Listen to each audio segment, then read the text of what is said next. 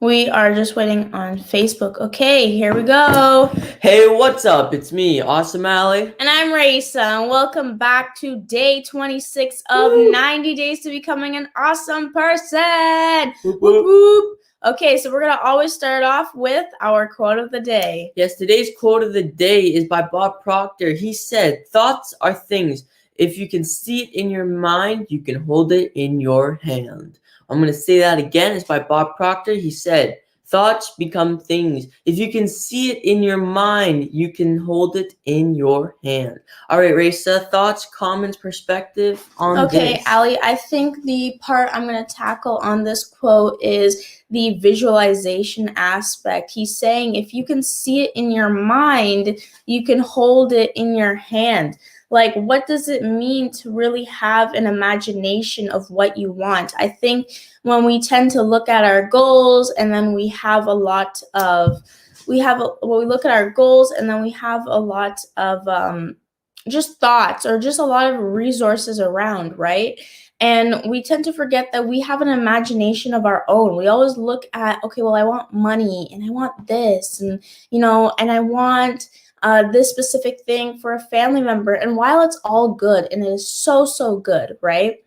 That's when you also need to be creative in coming up with an imaginative purpose. Like, what would it look like if your family member had this? What would it look like if you had all the money you wanted? And when you start creating that kind of goal, that kind of future, that's when your visualization is really enhanced. And that's when you can see it in your mind and hold it in your hand, because it can feel so real. Some people with the strongest mindsets, Ali has a very strong mindset. He knows every day that he's rich already. He believes it. He can see it in his head. He knows, like, what would it be like if I was rich? Okay, I'd invest here. I'd do this. I'd run another business, stuff like that.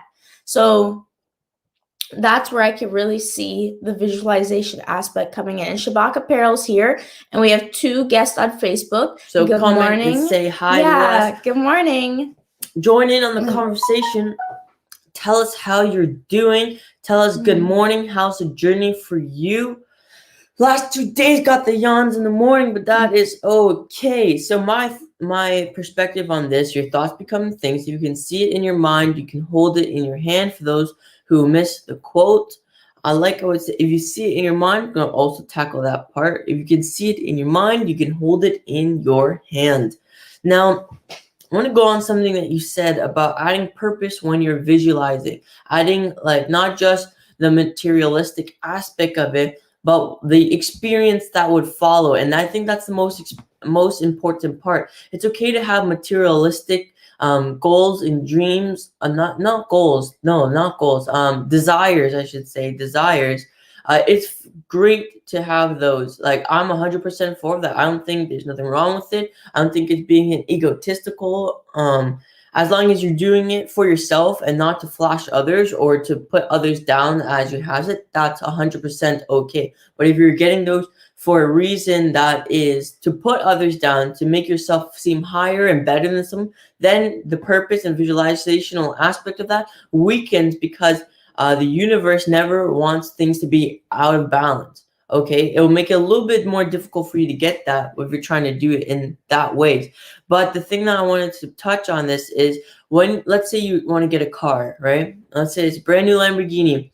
You can the aspects of it, the aspects, the model of it, what rims you want, what tires, what you're going to do with it, if you want to add modifications to it, what type of color you wanted it, or livery, meaning wrap, livery on it.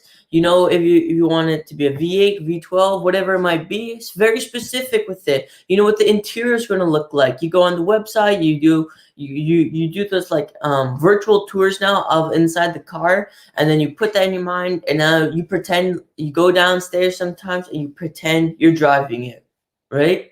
Mm-hmm. You pretend you're sitting inside of it and whatnot. But then what happens, right? If you can think of the experience inside of it, not just like the car and like that. If you can imagine yourself driving it, if you can imagine yourself like parking it, and then you look back in the parking garage and you see it and you were just blown away every single time. There's somebody who is saying if you don't look back at your car when you walk away from it, you have the wrong car, right? Because that's how much it means to it. So if you look back, wow, you're blown away, and you just think about it in your daily life, then it becomes more